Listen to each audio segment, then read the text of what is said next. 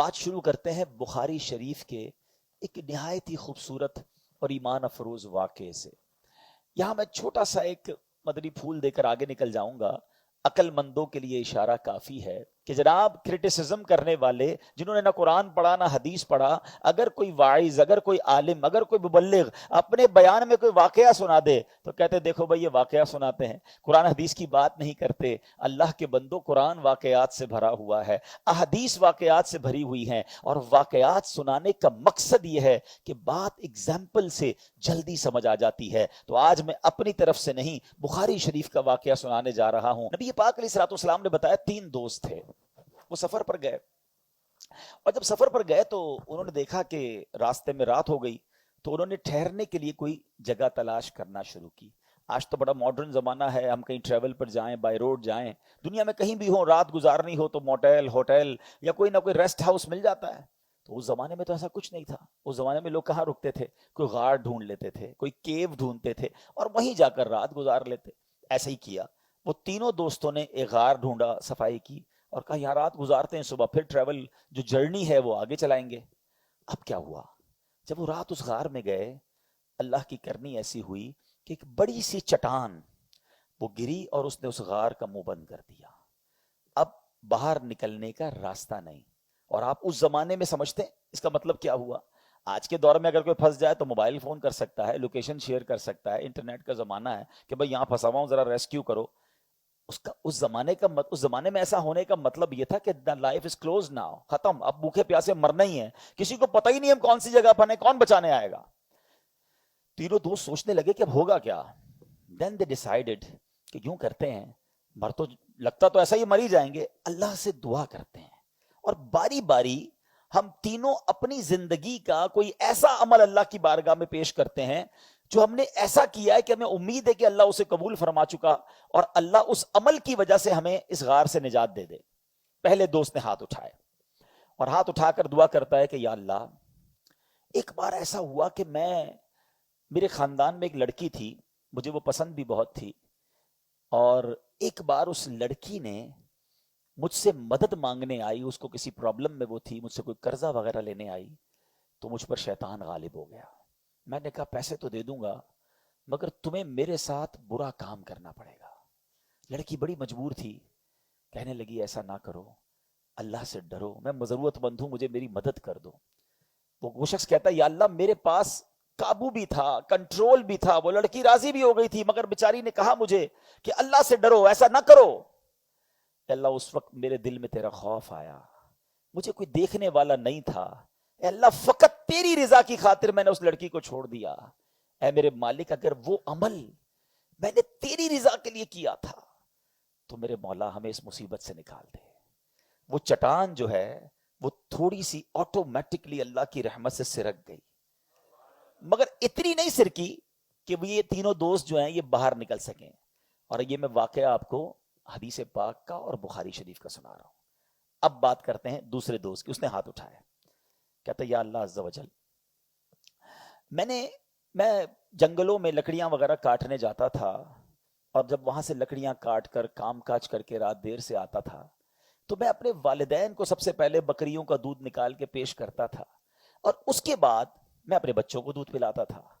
اللہ، ایک رات ایسا ہوا کہ میں آیا، رات کو دیر ہو گئی، دودھ نکالا، ماں باپ کے قدموں میں گیا تو میرے والدین سو گئے تھے۔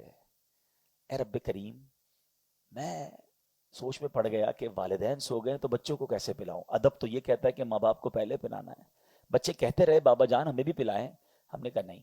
میں ماں باپ کے کنارے کھڑا رہا ساری رات، میں والدین کے بستر کے پاس کھڑا رہا کہ جب ماں باپ کی آنکھ کھلے گی انہیں دودھ پیش کروں گا۔ ایسا ہی ہوا، جب ماں باپ اٹھے تو میں نے ماں باپ کو دودھ پیش کیا، پھر اپنے بچوں کو پلایا۔ اللہ، وہ جو میں نے خدمت کی تھی اپنے ماں باپ کی، اگر وہ خدمت تیری رضا کے لیے کی تھی تو میرے مولا آج ہم کو اس غار سے نکال دے۔ حدیث پاک کے الفاظ ہیں، وہ پتھر تھوڑا سا اور سرک گیا، مگر اتنی جگہ نہ بنی کہ وہ تینوں نکل سکیں۔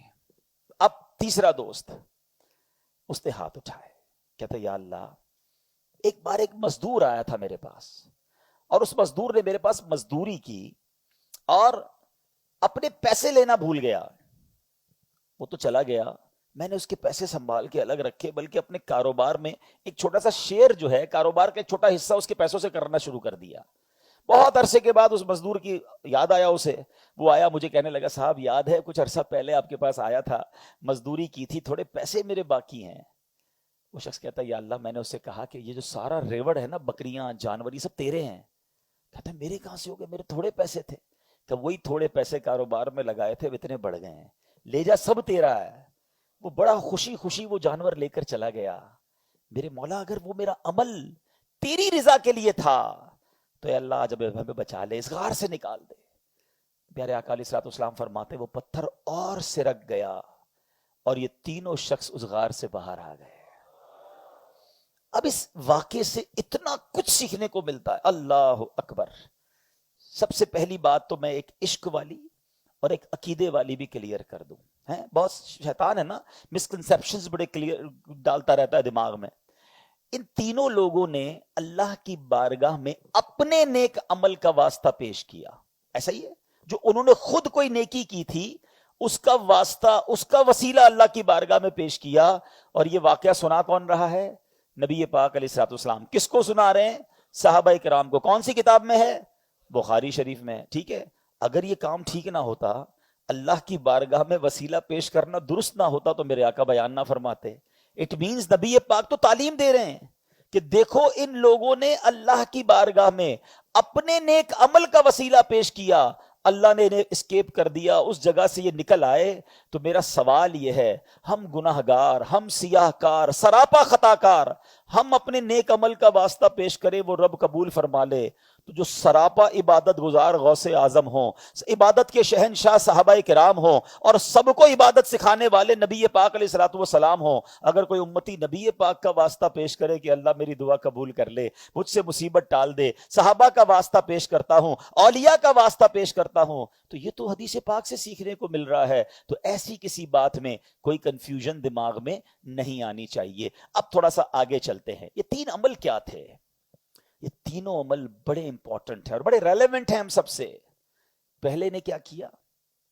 اکیلا تھا، گناہ کا موقع تھا، کوئی دیکھنے والا نہیں تھا، مگر کس لیے گناہ نہیں کیا؟ اللہ دیکھ رہا ہے۔ یہ تقویٰ ہے میرے میٹھے اسلامی بھائیوں، یہ وہ پرہیزگاری ہے جو مجھے اور آپ کو سیکھنی ہے۔ اور یہ جو اس نوجوان کا جو واقعہ ہے، یہ بہت سارے نوجوانوں کے لیے درس ہے۔ آج کل لوگ ملک بدل کر جاتے ہیں، یار وہاں چلتے ہیں، ذرا وہاں غلط کام کریں گے، یہاں تو جاننے والے ہیں نا، یہاں کوئی دیکھ لے گا، فلاں ملک چلتے ہیں، فلاں علاقے میں چلتے ہیں، اس اپنے محلے سے باہر چلتے ہیں، کیا وہاں اللہ نہیں دیکھ رہا؟ سیکنڈ جو دعا تھی، اس بندے نے کیا کیا تھا؟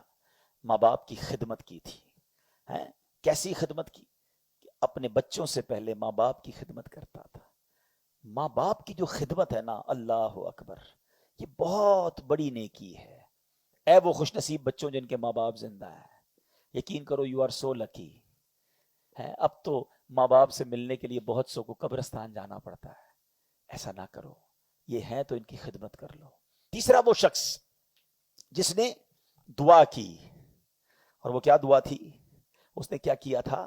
اس نے امانت جو ہے وہ پراپر واپس لوٹائی، بلکہ اس میں انہانس کر کے اور بڑھا کر لوٹائے۔ ادھر حال کیا ہے؟ ارے وہ بھول گیا نا، ٹھیک ہے بس ہمارے ہو گئے حساب میں، اس کو یاد ہی نہیں آ رہا، یاد نہیں آ رہا تو پھر تو اپنے ہی ہو گئے نا۔ استغفر اللہ۔ اب یاد رکھنا، یہاں دے دو، جس نے یہاں کسی کے دبائے ہیں نا، وہاں نہیں دے سکے گا۔